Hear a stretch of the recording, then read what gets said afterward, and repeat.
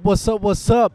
All right, so we are here live today with my man Alex Pardo, good friend. We've known each other for a couple years. I think we've done some deals. We've talked a bunch of times.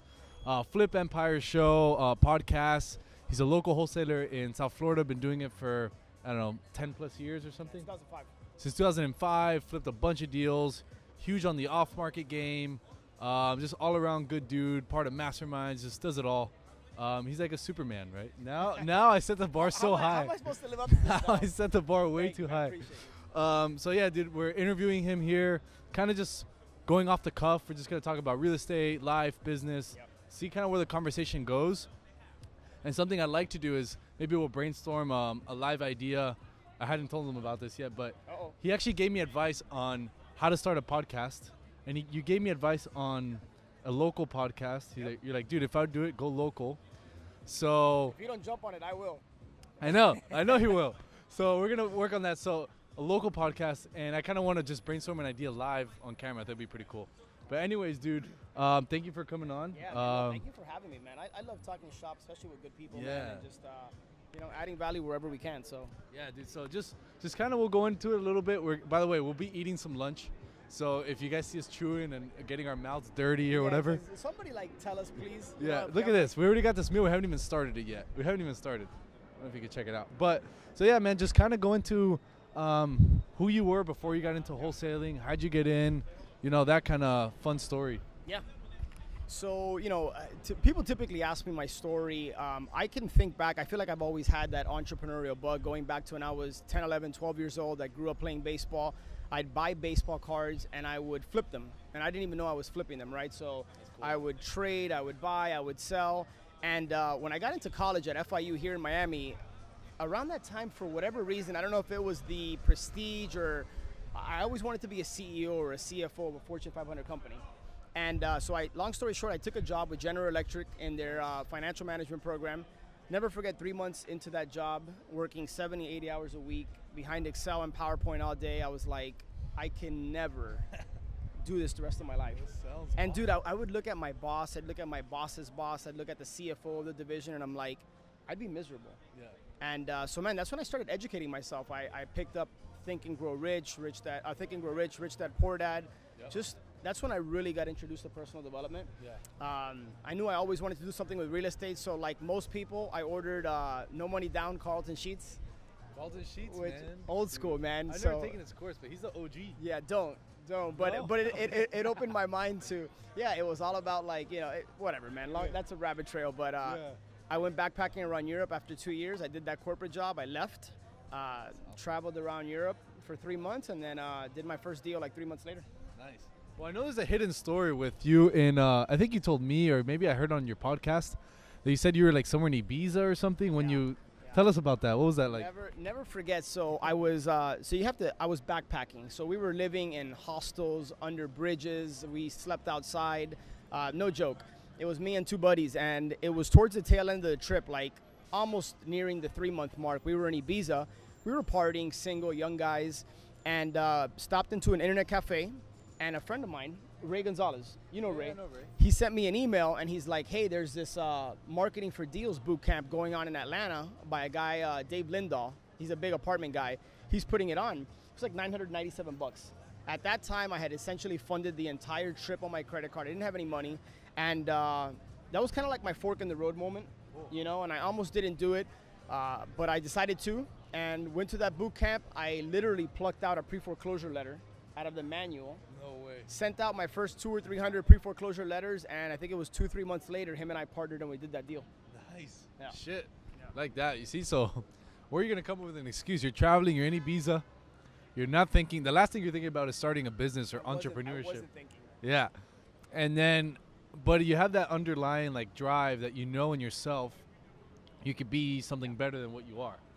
Yeah. Meaning in career, right? Correct. So, you just got to be open to that opportunity. But dude, that's awesome. And so a lot of things. So you were working in General Electric. Yeah. roughly what were you getting paid at the time? Granted, these are different times. It was like 2001 or something? No, this was, I graduated December 2002. I started January 2003. So my offer letter was $47,000 a year. 47K. With a $3,000 signing bonus. At 21 years old, I felt like that was all the money in the world. Got it. So 47K at 21. Yeah. And this was 2002? 2003? 2003. 2003, my bad. 2003? Yep. So, I mean, you can imagine. That's probably what, like 80, almost 80K at this point in time, something like that? Yeah, I mean, it's decent money for a 21-year-old coming out of college, and I thought it was a lot, but then I found out about taxes. You know, and I was living in Atlanta and then Connecticut, so I was getting hit with state taxes, and it just wasn't for me, man. It wasn't about the money. They could have offered me 3 times my salary. Right. I wouldn't have done it. What I'm getting at is, how did you go mentally from, all right, I'm getting, $4,000 a month for sure, to, all right, let me travel and then let me figure something out so I can make my own money. I feel like a lot of people have challenges of like getting out of that loop, and that's okay. But I like to like dig into the minds of what triggered you to do that. So what would you say triggered you to do that? Yeah, I mean, I'd love to share something that can help a lot of people. For me, I was always very ambitious. I've always been very goal-driven. I know what I want, and I've kind of I've taken the approach in life of fire then aim. Sometimes it's served me well, and other times it's kind of bit me in the ass. But I knew what I wanted, and again, I knew that eventually, you get married. If you get married, you start a family, and then it's that much more challenging. Right. So I was always very self-aware, and like I said, I knew what I wanted, and I saw my boss and my boss's bosses, and I was like, I don't want that life. Yeah. It just wasn't for me. So it really wasn't challenging. I've been a risk taker, calculated risk taker. Right. And yeah, man, for me, that I think back, and it was a very easy decision to leave that corporate job. Gotcha. My parents thought I was crazy. Yeah. But I feel like that's what happens. People get like influenced by family, friends, and then it's hard to kind of like, take that risk, take that leap. And what I'm hearing is, and like you'll see this a commonality if you guys like, read books or listen to interviews like this. The people who make that leap just have an underlying thing in them, like, all right, this is what I need to do. Like, there's no fucking question, right? It's like not even an option, I'm sure for you, just like it was for me, like it wasn't even an option to stay with the life. I always say, like, damn, look at the alternative, bro. Like, all right, if you can't push yourself to, do something different, career-wise, etc., what's the alternative? You stay the same or get worse? We only have one life, before you know it, time flies by, and if you don't, you only have one opportunity at this, at least, and then hopefully you go somewhere better. If you don't take advantage of it, before you know it, 5, 10, 15 years passes by and you're looking back, I think one of the worst things that can happen is that you live with regrets. And Ed Milet, I don't know if you know him, huge podcast. One of the things he says that really resonated with me is he said, my worst fear is dying, going to heaven, and then God introducing me to the person I should have become. I love that shit. Because we've all been given gifts and talents. So you have to ask yourself, are you using those gifts and talents? Are you really leveraging what God has given you to create the kind of life you want for yourself and to hopefully impact others? Yeah. No, that's a bigger picture thing. Ed Milet, by the way, if you guys don't know who he is, I think he has the biggest podcast on iTunes ever. Yeah, and he started it 18 months ago? Yeah. Definitely check him out. I know he has a YouTube channel. He's huge on podcasts. One of the best speakers I've ever heard. I heard.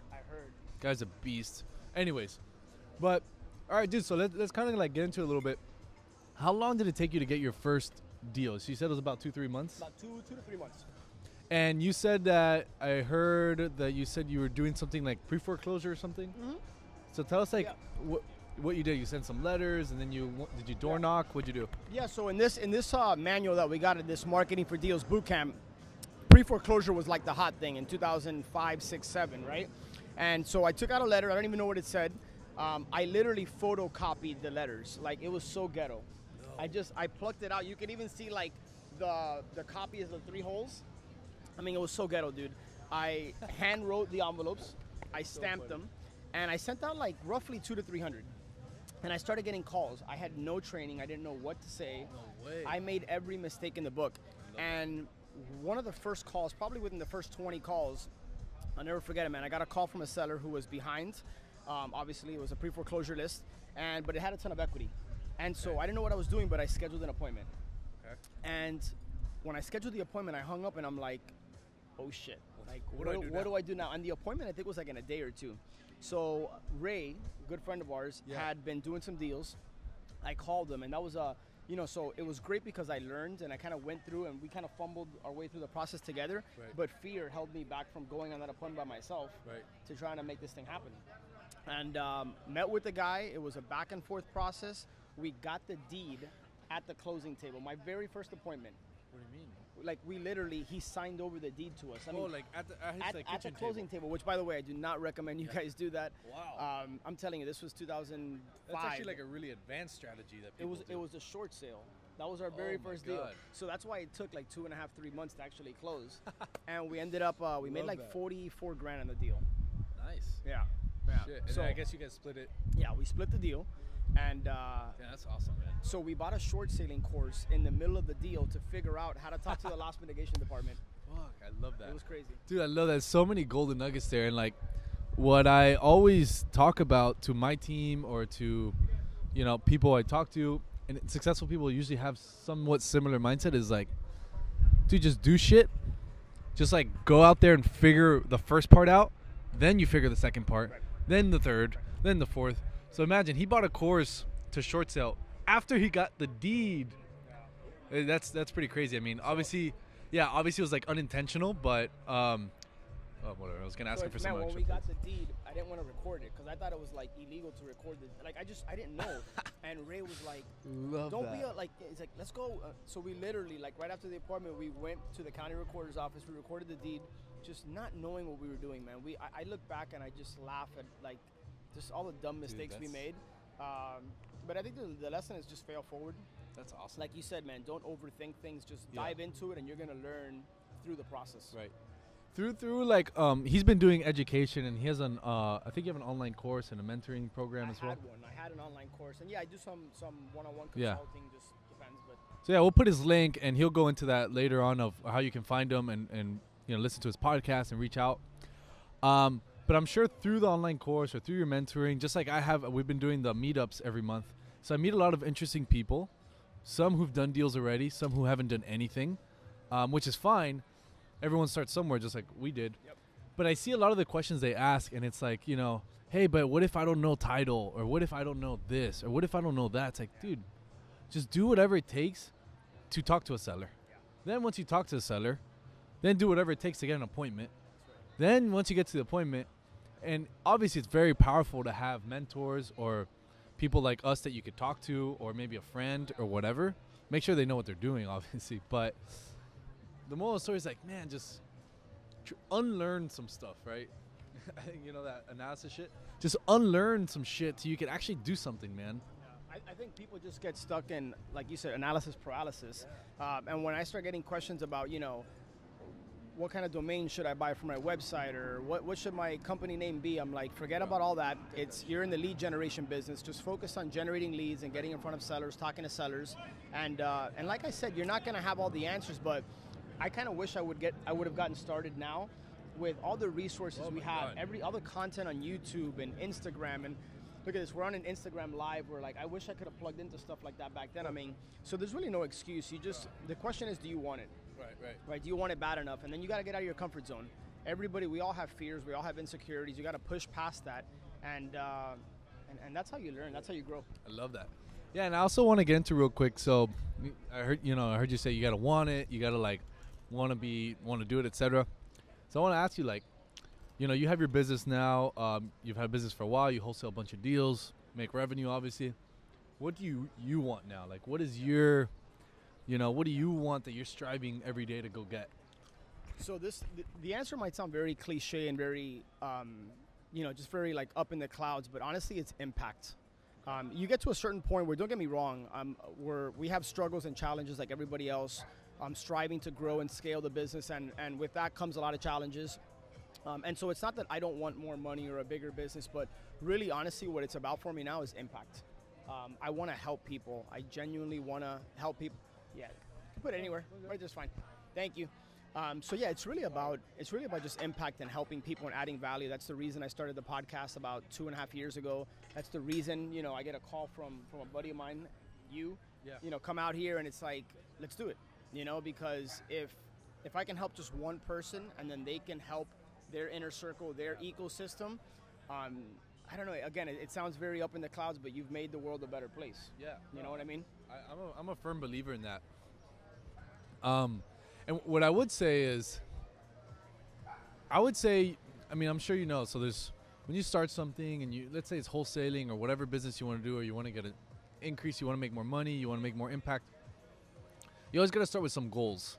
And I'm pretty big on starting with goals that make you excited.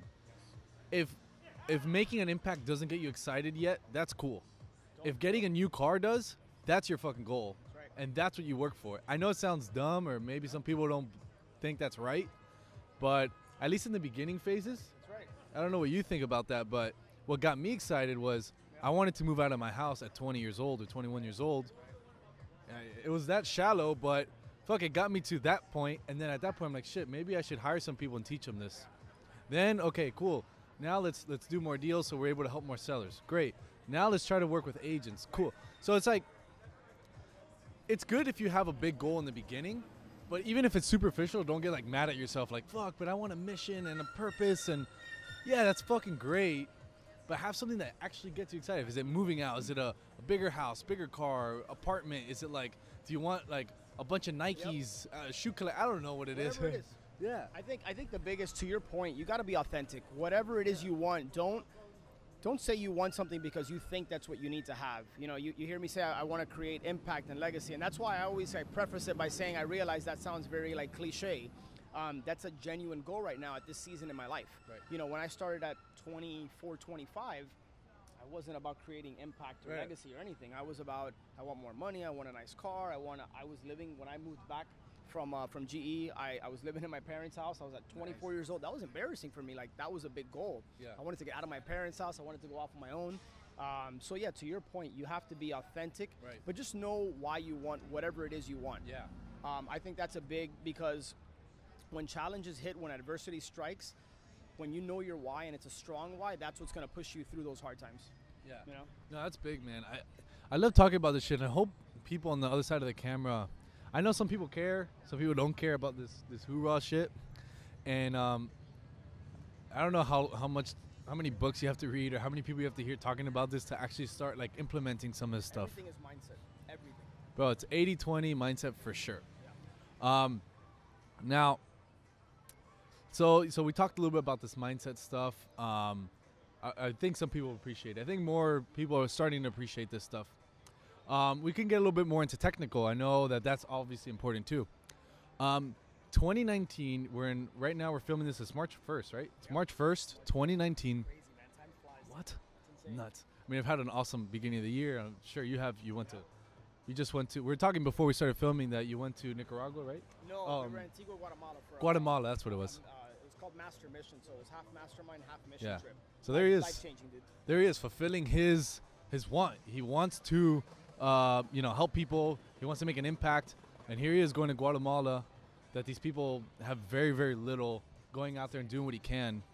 So, that just goes to show you that people are actually doing shit. Anyways, so 2019, March 1st, the other person on the other side of the camera or listening to this, what would you recommend they do they have $500? Well, so let me kind of backtrack. $500 and they want to get into real estate, or wholesale. Because that's the first thing, like it goes back to getting clear on what you want, what type of life do you want. So I'm big on creating a vision for the life that you want, and then design a business to support that lifestyle and that vision. And I think a lot of people have it reversed, right? They dive into business, they work their ass off, which is great, and then they don't have time for the things that really matter to them, whether it's family or a personal life or a relationship. So get super, super clear on your vision, what kind of life you want, and then design a business that's going to help you, right? So thank you, brother. So $500, if I was getting started today, I think, Raul, if you took away all my contacts, all my resources, and if you even took away $500 and I didn't have anything, I would literally drive for dollars, or I would Google drive for dollars. I would jump on Google Street View if I didn't have a car. Wow. So you could walk for dollars, obviously, but I would jump on Google Street View and I would literally just, with my mouse, I'd go down neighborhoods looking for vacant houses. Huh? That's pretty cool. That's So I would do that. You know, and there's so many resources out there to skip trace people and get people's contact information. I got started direct mail and door knocking. Okay. And door knocking is one of those things that most people wouldn't do. So if I had little to no money, I would pound the streets. I would pick up the phone. I think the phone is one of your biggest weapons. So use the phone, pick up people, talk to them, find out what it is that you know, let them know what you do and how you can add value. And I would literally go door knocking. I'd go driving for dollars, and I would do a lot of joint ventures. Okay. You know, I'd connect with other successful wholesalers. I'd start building a buyer's list and start just joint venturing on stuff. I love that. Yeah. Yeah, I love asking these kind of questions because you get the authentic, like, education that we've gotten. And that doesn't sound sexy, right? To No. go door knock and go, but No. honestly, that's what I would do right now. Yeah, I agree. I think door knocking, I talk about it in my meetups all the time. Hey, look, you have no money, no excuse, man. Yeah. You got 2 legs? If you don't have 2 legs, then maybe you get a wheelchair. But all right, anyways. Going south. Yeah, it's good. Anyways, you can still do it, though. You get somebody to push you around. And there is no excuse. There's no excuse, man. That's what I'm trying to get at here. I have a big, it's not that big, but I have a poster in our office called "You Can't Deposit Excuses," and every time, iconic people, and every time you someone gives an excuse, it's like, look at that, man. Can you take that excuse and cash that and use it to make your car payment? No, you cannot. So I love what you talk about, man. Do what people don't want to do. If you don't have any money, it helps if you have some money. Then you can do some mail. Yep. Maybe you can buy some phone numbers, do some cold calling, get on a dialer, some kind of dialer system. Here's the other thing I think I would do is if I didn't have any money, I would connect with people, you know, like Raul or just others. I would connect with as many people as possible that had money but didn't have, so Raul's not a good example, but I'd connect with people that had money but didn't have time, wanted to get into the business, and you put in the sweat equity, right? So if you don't have money, connect with people that have money and partner on the I'm not telling you to have a business partner, but I'm telling you to partner in the first several deals until you can gain some traction. Right? Take some of that money, at least 15-20%, roll it back into marketing, and then it becomes a snowball effect. So that's another thing I'd probably do. Yeah, I'd find people that had money. Yeah, I think the first deal I did took me 3 months. I did it through GoSection8.com. That's a good way to do free shit. I teach that in my meetup. Landlords. Yeah. I forgot who I learned that from. I think it was Joe McCall. Joe's Or- a wealth of knowledge, man. Bro, that guy's a Yeah. beast, man. Joe Joe's McCall, also a a good great guy. Real Estate Investing Mastery podcast, I believe. Yeah. He's got a bunch of courses, a bunch of shit. There's so many resources out there, Yeah, man. So many podcasts. And cheap. I mean, I don't know. Whatever. I mean, I have a little online course. It's like $97. I mean, honestly, you could find most of the shit for free. Yeah. But whatever. I do it if it's something organized. I'm sure you did something similar. A lot of shit we teach you can find for free. But if you have a little bit of money, number one, you'll invest in yourself and you'll make it work. That's really it. We pay for mentors and masterminds. We know most of the information, Yeah. but it pushes us to go out of the limb, That's right. make sure our numbers are down. So when we go to these masterminds, we know what to say. When you pay attention. Bro, when you pay, that's a great quote. You know, I forgot who it was. I forgot who said that. I'd love to give him credit, but when you invest in yourself, when you pay attention. Whenever you get something for free, haven't you noticed you tend not to value it as much? And I know for me, you know, whenever I get, it's just not the same. When you make a heavy investment in yourself, you're going to follow through. So you're keeping yourself accountable to a certain degree. And honestly, you're paying for somebody's time. Somebody has somebody that can shortcut the learning curve for you and can. I remember, dude, it took me about 2.5 years until I hired my first mentor, and it was right after I lost. So I've lost money on 2 or 3 deals in the 12, 13 years I've been in this business. Very first time I lost money was we took on a $500,000 rehab, my first rehab in 2007. My partner and I lost 92, 93 grand. So I lost almost $50,000 on a deal, and thank God that didn't sink me.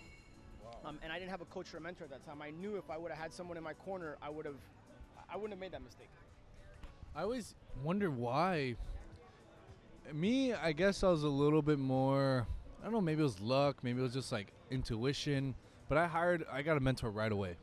I don't know if, Well, you're smarter than me. no, maybe I was dumber than you, and I was so dumb that I was just like, I need someone. I wish I would have done that. That's one of the first things. If I could rewind the clock, Yeah. I'd do everything I talked about.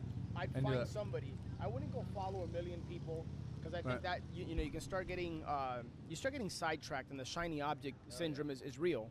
I'd find somebody local that I really connected with, and I would do whatever I had to do to work with that person. Be an apprentice, whatever it takes. I would literally offer value. I think that's one of the biggest mistakes I see people make, is that they always have their hand out.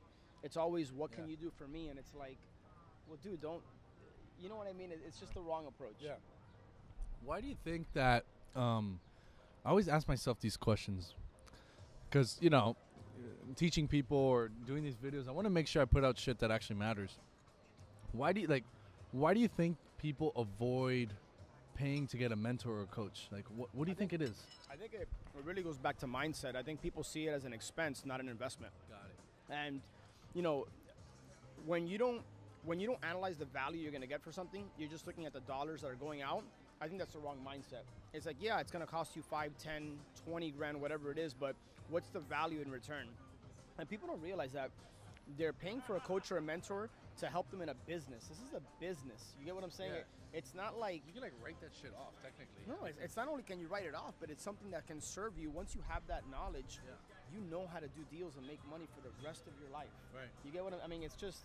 Yeah. So, to me, the value far outweighs the investment. 100%. As long as a good mentor that knows what they're doing. Of course. And I like what he says, and it's true, because now with the internet and all these courses, it's like poor connection. All the internet and all these courses and all these gurus, there's a lot of good ones. There's a lot of people that don't know what they're talking about. But I would strongly recommend, if you're going to do that, get a local one first. Mm-hmm. At least until you make enough revenue that you feel like it's worth taking a risk to get a different one. I'd agree with that. But just local is something about being able to talk to them, call them, text them. Obviously, some of them are going to have schedule, but they know the local area, expertise, resources. You talk to one of us and you want to rehab a house, we'll be like, oh, we have 3 plumbers we can refer you to, electrician, roofer, et cetera, et cetera. And I don't know, just something. That's the other thing about working with somebody, is that the fact that they connect you to their network and their resources. And man, that is invaluable. I probably went through, 5, 6 title companies before I found one that I could really just enjoy working with, and that just knew how to work with investors. And that can apply to anything, right? So whenever you connect with someone that has just been there, done that, it's a cheat code. I think of Nintendo back in the day. Yeah. It's like a cheat code till I get to the last level. Nice. Let me ask you something random. I don't know why I thought of this, but what did you want to be like when you were younger? Like maybe professional baseball player. Professional baseball player. Oh my God, that's interesting. Go figure. A guy that's 5'7", right? Yeah. I know. It's possible. It's possible. But yeah. Very possible. So I played 1 year of college baseball at St. Thomas University, and I just fell out of love for the game. I'm pretty quick to make decisions. Whenever, I think that's one of the things that has served me well is try to get into the habit of being a quick decision maker. If my wife was here, she'd laugh at me, because when we go to a restaurant, that's probably the one area where I don't, but everything else, especially when it comes to my life, my career, I just make a decision and I go, and I don't look back. And sometimes it hasn't served me well, but I've learned through the process, and I think that's where the growth and the maturation process comes in. Yeah, I love that. I know it's like a unorthodox type of book, but I read this book by Kevin Hart, actually. The Kevin Hart book. It's called. What's it called? I Can't Make This Up. And what he talks about there is what helped him make it was he had a really shitty father, right? And his father instilled in him what he calls the shoulder shrug method. What's that? Basically, the shoulder shrug method is I will just put it into context. So he introduced to Kevin, his father introduced to Kevin that he had a brother and a sister, or maybe another brother at 12 years old. And one day Kevin wakes up and his dad goes, "Hey, you have a brother. He's your age. He's in the kitchen. Go say hi." He's like, "What? What are you talking about? I have a brother 20." He's like, "Go say hi to your brother." He's like, "What?" And he's like, "All right, I just have to shrug it off and say hi to my brother." And he told me. True story is the joke. True story. Okay. True story. So, Kevin Hart, so I don't know. The book is his true story. It's his little a thing, and he talks. I listened to the audiobook twice actually. I like it, number one, because it's Kevin Hart. He's pretty funny, but he gets really serious too. And he developed what's called shoulder shrug. And the reason I'm tying this in is because sometimes you're gonna be faced with shit when you're starting a business, when you're just going about your daily life, you're going to have a decision to make. And you can either make one and go with your intuition, go with your gut. And if you're wrong, you can get really pissed about it and cry, or you can shoulder shrug it. I love that. And it's basically like, he's like, yeah, man, I would go to comedies. I'll go Or at least gotten pretty close to it, then outsource it. But create a system first, create standard operating procedures, so you can get it off your plate, because otherwise you're not setting them up for success. Can you give a quick example of an exact role and position that you know very well that?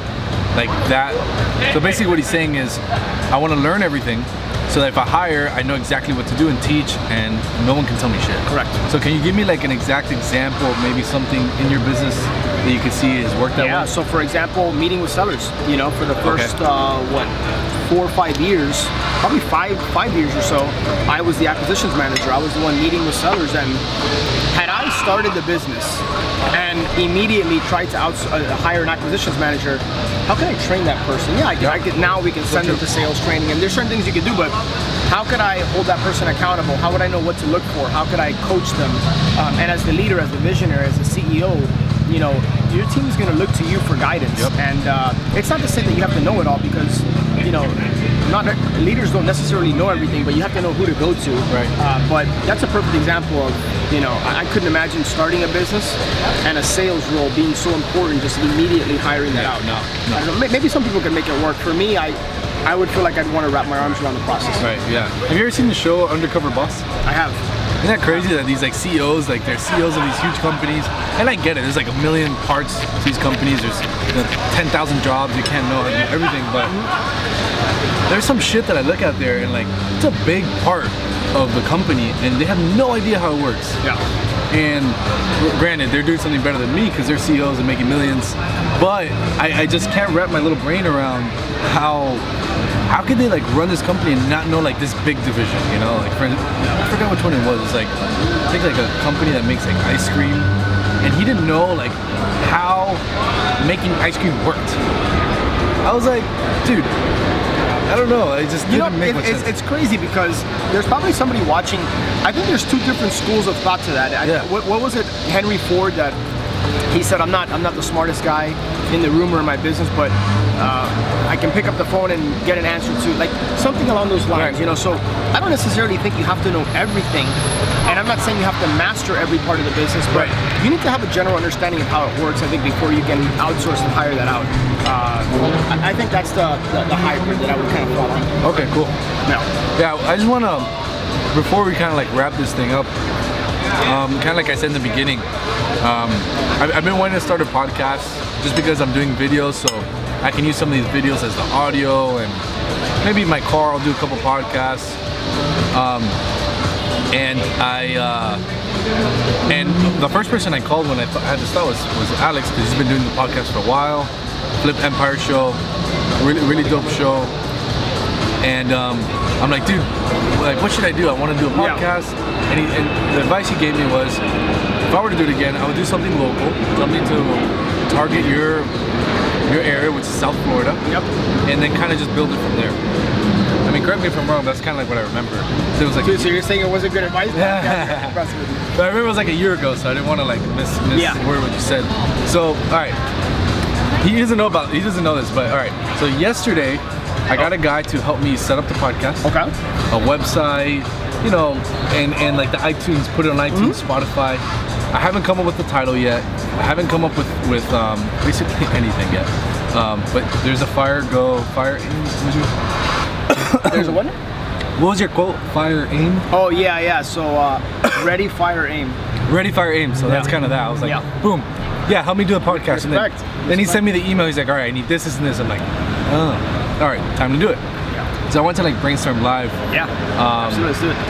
So it's crazy how many people are so interested in starting podcasts, man, which is cool. I love it. I'm happy to help, and I love the podcasting platform. Raul has been such a blessing for me because it has number one, it's allowed me to kind of fulfill what I recently realized is my purpose, talking about impact and helping others, and but it's opened up so many doors and opportunities. Actually, I posted on my Instagram story last night how it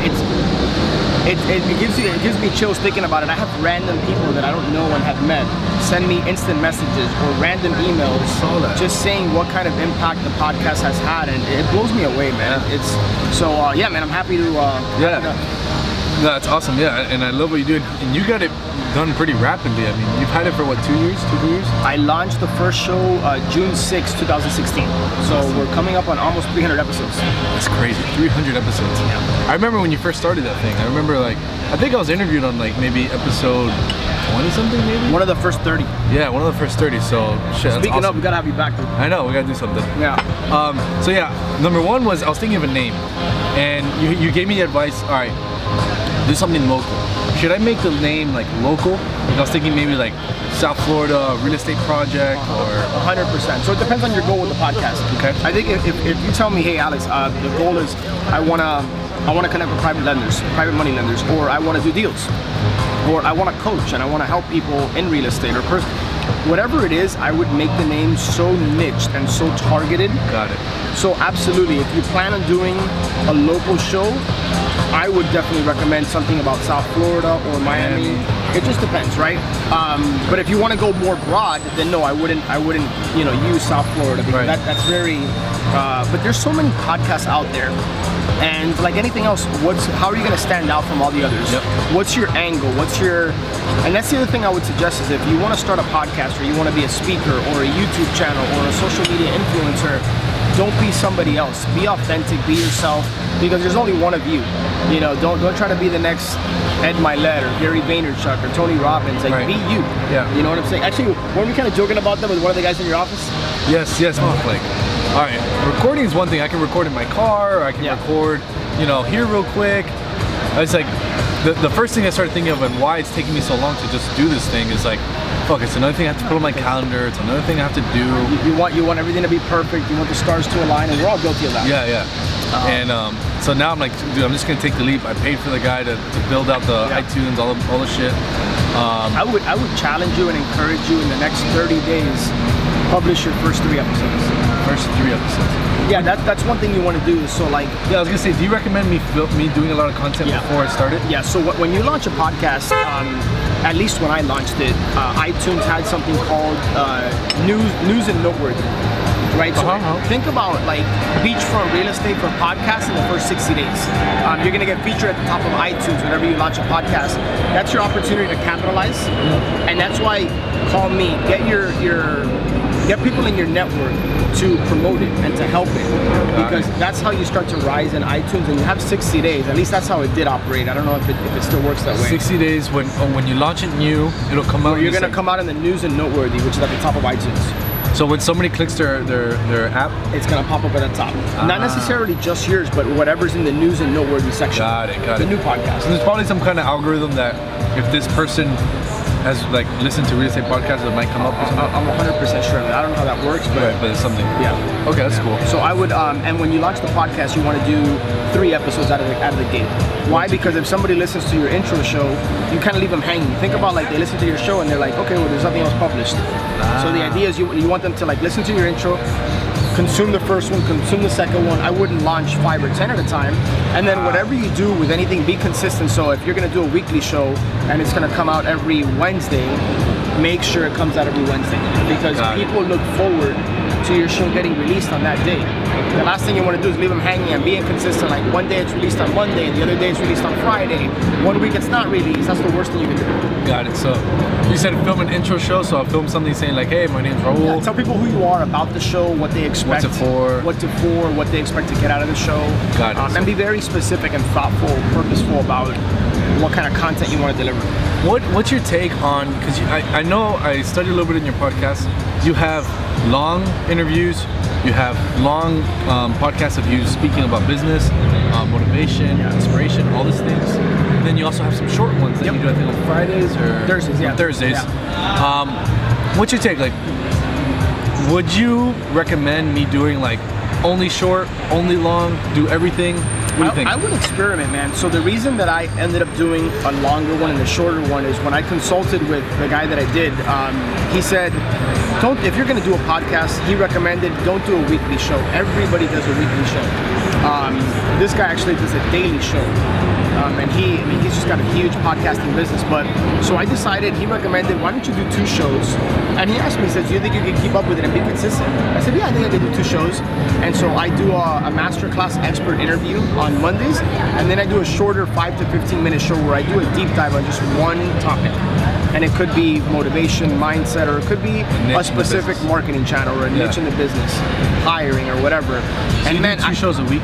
Sorry? I do 2 shows a week. Got it. And it's crazy because I have people that reach out to me and they say, I love the show by yourself, and yeah, the interview's cool, but you know, and then I have others that they look forward to, oh, who am I going to have on, or what am I going to learn from this person? So it's different. I would experiment with it. So you do like a little bit of everything, and then see what sticks, and then just either be consistent and also see what you like. Like me, I love the interviews because I get to connect with people, but I actually look forward to the ones where because I feel like I just feel like I can connect with people and say exactly what I want to say, and I don't know. Yeah, I feel like people get tired of listening to my voice or some shit, you know? And dude, I don't know about you, but when I go to podcasts and I see an hour plus long, I always think to myself, I want to listen to that, but I'll get to it later. Yeah. Because it's so much to consume. So much, yeah. But when I see 5, 10, 15, 30 minutes, I'm like, oh, I can knock that out on 2x speed. Right. You know, in a workout. Yeah, and that's but then I hear people that are like, I love the hour ones because then I can like put it on pause, play it later, or in the gym.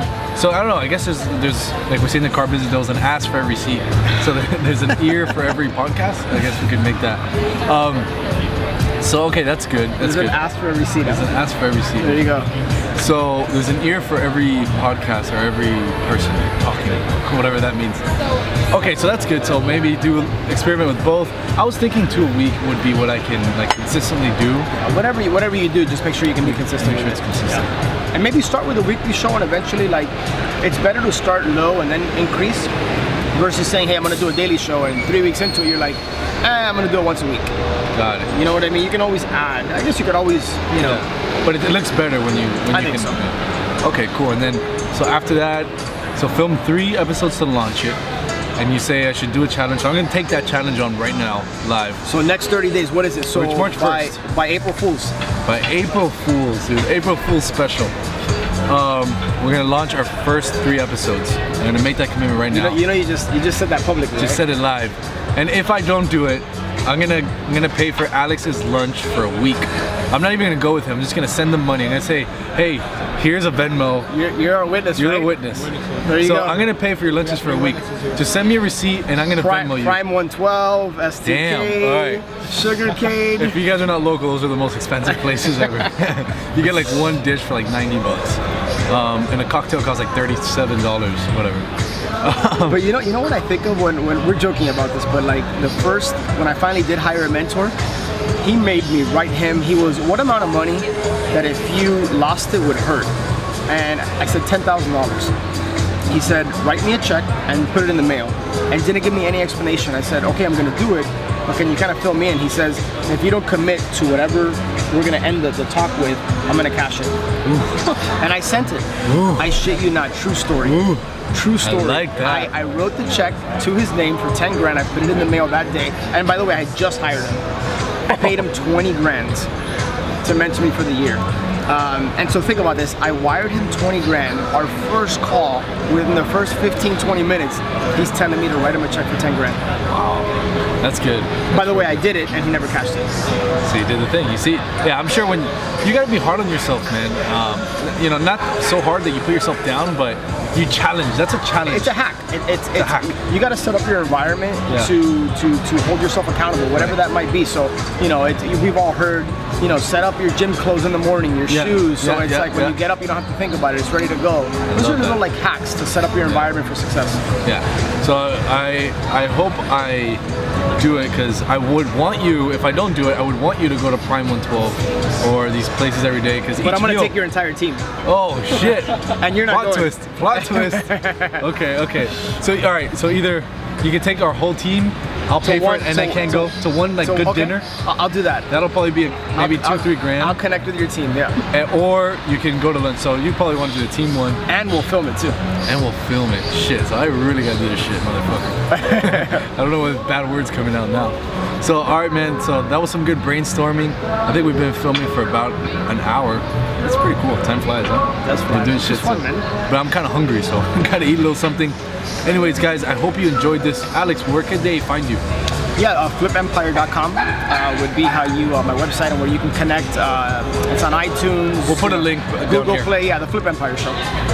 Flip Empire Show, you can find him. I'm sure you have like Instagram. Yeah, Alex Pardo 25. Alex Pardo 25. Follow him. He's a local guy here in South Florida. Definitely you got to be checking out what he's doing. It was fun, man. Yeah, this was cool. So you can follow me on Instagram, YouTube, subscribe. Make sure you smash that subscribe and that little alert button so you can get notified on this stuff. I'm gonna try to do these. I don't have a set schedule yet, but for now I'm trying to do these once a month, and eventually I want to get to do these once a week with different entrepreneurs, awesome people. It's literally one of my goals this year is do YouTube interviews with awesome people. By the way, one last thing, repurpose your content. So these are YouTube videos that this can be content for the podcast or vice versa. Yeah, and that was one of the reasons I wanted to start. So, and you see, being out there and doing YouTube podcasts, I got a free podcast consulting session by Alex Pardo. He doesn't even know it. I don't know how much it's worth. But so yeah, guys, get out there, do it. Subscribe. We'll be seeing each other soon. Peace, guys.